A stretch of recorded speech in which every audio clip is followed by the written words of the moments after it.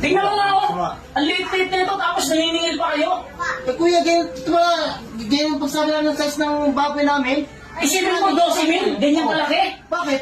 Ah, tingnan mo nga.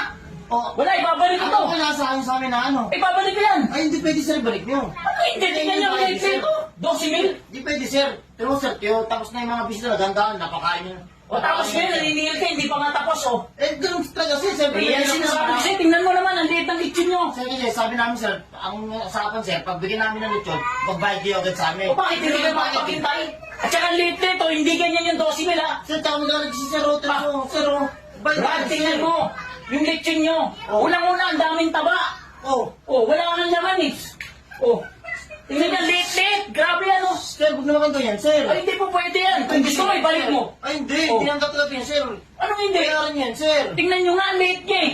Wala pa kayo sa maliit, sir. Usapan natin, Hindi pwede. Sir,